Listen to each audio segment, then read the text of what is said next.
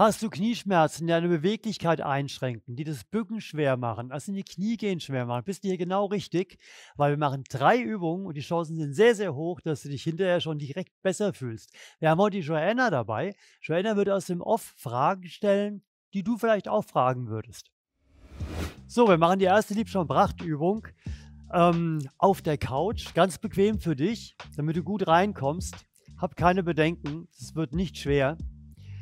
Du streckst dein Bein, setzt dich ein bisschen nach vorne auf der Couch, streckst dein Bein und ziehst den Fuß ein bisschen zurück und versuchst hier wirklich gerade zu sein, ja, möglichst am Anschlag sein. Und jetzt machst du dir kurz deinen Rücken bewusst und kommst langsam nach vorne. Du kannst dich gerne an deinem linken Bein vorziehen. Und dann merkst du hinten, wahrscheinlich in der Kniekehle, merkst du eine Dehnung. Und die muss so sein, dass sie gerade noch gut erträglich ist. Du darfst also schon ein bisschen deutlich reingehen, damit dein Körper was merkt und sich auch daran orientiert und umsetzt. Und dann gehst du immer weiter rein und genießt erstmal, wie es immer ein bisschen nachgibt. Roland, woran merke ich denn, dass ich weit genug in der Dehnung bin? Das war die Stimme aus dem Off. Off heißt übrigens, dass sie hier sitzt, aber nicht in Erscheinung tritt. Das könnte auch deine Frage sein. Sag nochmal, woran merke ich? Woran merke ich, dass ich weit genug in der Dehnung bin? Dass die Intensität stimmt. Also die Intensität in der Kniekehle muss so sein, dass du sagst, das tut schon ein bisschen weh, aber es ist noch positiv. Dann hast du genau die richtige Intensität. Und jetzt setzen wir noch einen drauf. Und zwar, jetzt versuch mal mit deiner Ferse in den Boden reinzudrücken, während du das Knie gestreckt hältst. Und lässt du wieder locker, aber beim Lockerlassen bleibst du trotzdem gerade im Knie und voll gestreckt. Dann gehst du noch ein bisschen weiter vor. Wenn du schön tief atmest, ist es gut, weil das hilft der Dehnung. Und du bewegst dich auch langsam und zwischendurch nochmal daran erinnern, dass du deinen Vorfuß möglichst Richtung Knie ziehst. Und dann merkst du gleich, dann zieht es auch unterhalb der Kniekehle noch ein bisschen mehr. Und alles, was zieht und alles, was dehnt, ist gut.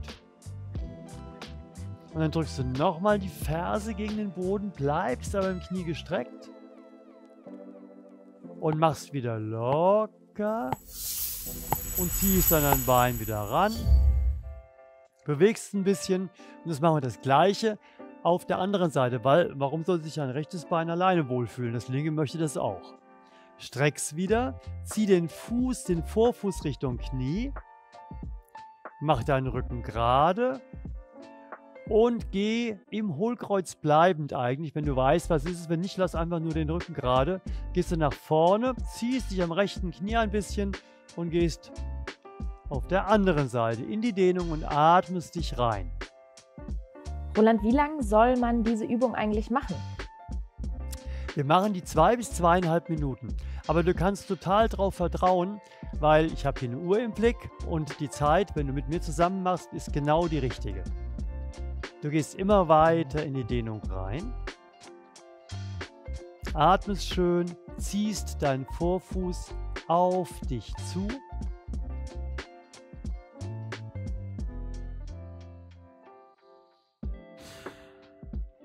Stellst es so ein, dass es gerade noch gut erträglich ist. Und dann merkst du ja auch immer, dass es zwischendurch ein bisschen weniger zieht. Und das heißt, das gibt schon nach, dein Gewebe, deine Muskeln, deine Faszien. Und wenn es nachgibt, darfst du noch mal ein bisschen mehr dich dehnen, also ein bisschen mehr nach vorne lehnen. Und jetzt ganz vorsichtig, du darfst übrigens gerne auch mit der Hand helfen, dass dein Knie gestreckt bleibt. Und jetzt drückst du mal aus eigener Beinkraft deine Ferse ein bisschen gegen den Boden. Da bringen wir nämlich jetzt Kraft in die Dehnung und das hilft der Dehnung und gleichzeitig ist es fürs Gelenk gut, das wissen wir aus Erfahrung, dann kann das besser angesteuert werden, weil du übst es jetzt anzusteuern. Und dann lässt du wieder locker, drückst nicht mehr mit der Ferse gegen den Boden und gehst wieder ein bisschen weiter nach vorne in die Dehnung. Es geht jetzt nach dem Anspannen, geht es ein bisschen mehr. Daran merkst du auch, dass das Anspannen deiner Dehnung gut tut. Und dann drückst du nochmal gegen den Boden und lässt wieder locker und gehst nochmal ein bisschen weiter vor. Und kommst langsam wieder raus. Jetzt haben wir die ganze Rückseite der Beine, also auch die Rückseite der Knie entspannt. Und jetzt nehmen wir die Vorderseite uns vor. Jetzt setz dich mal so ganz bequem und leg mal dein Bein so drauf, ja, so ruhig ein bisschen bequem liegen und schau mal, wie weit du mit der Ferse Richtung Gesäß kommst. Und da, wo du bis wohin du kommst, da bleibst du und gehst mit dem Rumpf ein bisschen nach hinten und streckst praktisch deine Leiste raus und dann merkst du, es zieht hier über den Oberschenkel. Du darfst auch gerne den Fuß ein bisschen festhalten. Und dann gehst du immer weiter in die Dehnung und ziehst den Fuß, wenn es geht, immer noch ein bisschen näher ran. Beachte halt, dass es gerade noch gut erträglich ist. Ist es hier wichtiger, gerade zu bleiben oder so weit wie möglich mit dem Fuß ans Gesäß zu kommen? Du solltest mit dem Fuß so weit wie möglich ans Gesäß kommen, aber angenommen, du kommst nur bis hierhin, ist auch nicht schlimm, dann nimmst du halt diese Position und überstreckst dich jetzt hier mit dem Rumpf, indem du einfach ein bisschen dich hier rüberlehnst. Deswegen ist die Couch auch so gut geeignet, ja? Die hilft dir total dabei, die richtige Position zu finden. Also das ginge auch und optimal, irgendwann wird es dann so sein, ja? Dass du praktisch die Ferse direkt am Gesäß hast. Aber egal wo du bist, atme dich weiter rein, steigere das ein bisschen. Und jetzt versuchst du mal bei der Kraftübung, die wir da eingebaut haben, dein Bein zu strecken. Versuchst zu strecken und dann spannt es hier noch mehr an. Und es hilft wieder der Dehnung und tut dem Gelenk total gut. Und dann entspannst du wieder und gehst ein bisschen weiter in die Dehnung rein. Atmen schön, tief ein, tief aus. Noch ein bisschen weiter ranziehen, noch ein bisschen weiter überstrecken. Wenn du wegen der Lehne nicht genug Platz hast und du bist schon nah dran, dann geh einfach ein bisschen quer. Dann kannst du hier weiter nach hinten gehen und kommst noch besser in die Dehnung. Und jetzt streckst du nochmal. Tu mal so, als ob du die Couch unter dir wegschieben wolltest. Ja, richtig anstrengen, richtig Kraft geben. Noch ein bisschen mehr und noch ein bisschen. Und lass wieder los. Und geh noch ein bisschen weiter in die Dehnung. Und langsam wieder raus. Immer langsam bewegen, gerade nach so extremen Dehnungen, wo du viel gemerkt hast. Und dann drehst du dich einfach und wir gehen auf die andere Seite. Und wieder, egal ob hier, ob hier, ob hier, ob hier. Ich gehe mal in die Position, weil ich schaffe das schon, lang genug geübt. Ja? Und dann gehst du in die Überstreckung. Lehnst dich hier an der Lehne an, ganz bequem. Rein theoretisch könntest du Fernsehen dabei oder Musik hören oder auch ein Buch lesen. Das ist halt schön, wenn du das kombinieren kannst mit anderen Tätigkeiten, dann ist die Übungszeit quasi überhaupt nicht mehr vorhanden, weil du ja sowieso was anderes machst.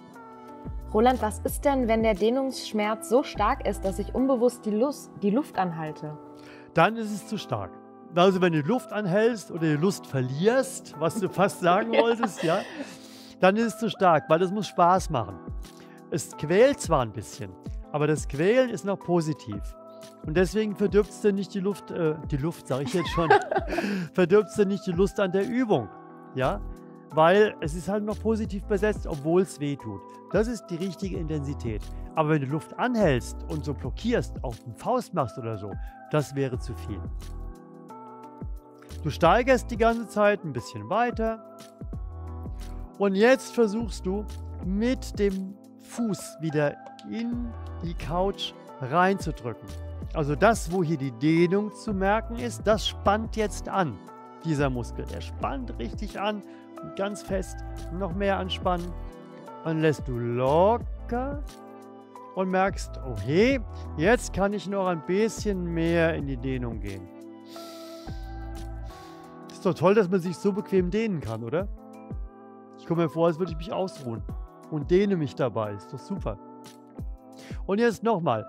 Der Fuß drückt in die Couch rein. Drückt richtig rein. Du lässt wieder locker und gehst nochmal ein bisschen weiter in die Dehnung. Noch ein bisschen weiter. Schön atmen, schön langsam bewegen und dann langsam rauskommen. Nochmal für dich zum Verstehen. Wir haben am Anfang die ganze Rückseite des Beines. Jetzt die ganze Vorderseite des Beines. Und das Knie sitzt ja in der Mitte. Ist von hinten und von vorne jetzt schon ein bisschen befreit. Jetzt gibt es aber die Wade, die von hier auch übers Kniegelenk zieht. Und die gehen wir jetzt noch an. Und zwar gehen wir jetzt gegen die Wand. Und du kannst jetzt entweder ein paar Bücher nehmen und die so hoch stapeln, dass du etwa so mit deinem Fuß drauf bist, das Knie streckst und nach vorne gehst. Du kannst auch einen Knieretter benutzen. Auch das Bein strecken und dann nach vorne gehen.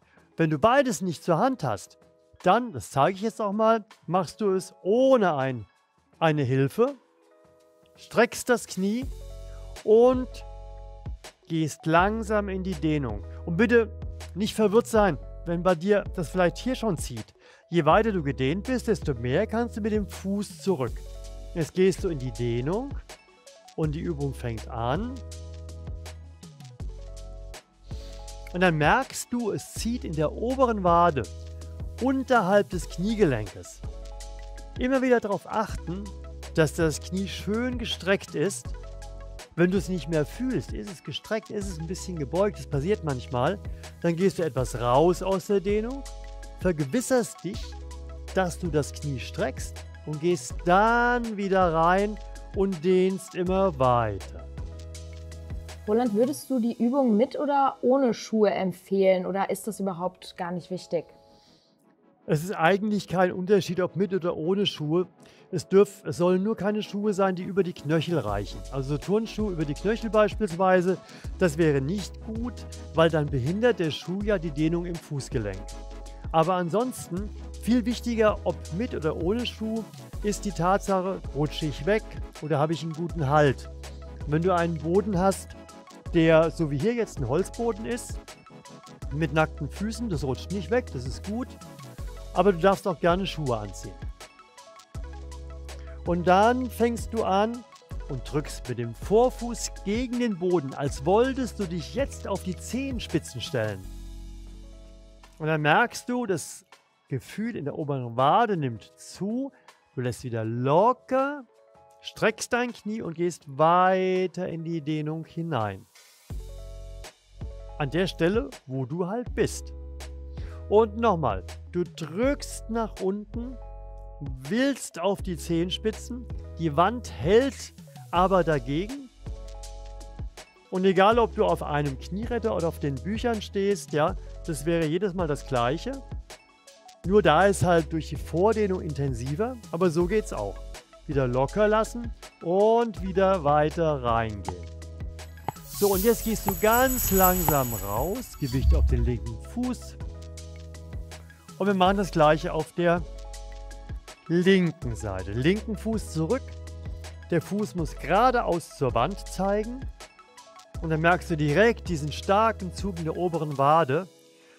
Und dieser Zug, der zieht den Kniegelenkspalt von unten zusammen, wenn dieser Muskel zu stark spannt. Und deswegen wird das Knie erleichtert von zu hohem Druck, wenn du diese Spannung niedriger machst. Du gehst rein immer mehr, Knie gestreckt, Fuß zeigt nach vorne und du wartest, bis alles schön nachgibt. Roland, wie sollte ich denn während diesen Übungen atmen? Hast du da eine Empfehlung? Das Atmen, mach erstmal, gerade wenn du Anfänger bist, mach erstmal so, wie der Körper sich die Luft holt. Wenn du diese Routine, was du ja machen sollst, täglich wiederholst, oft machst, weil jedes Mal wird sich dein Knie höchstwahrscheinlich besser anfühlen, dann kannst du langsam auch dazu übergehen, mal reinzufühlen, einzuatmen, bewusst wahrzunehmen, beim Ausatmen immer mehr reingehen.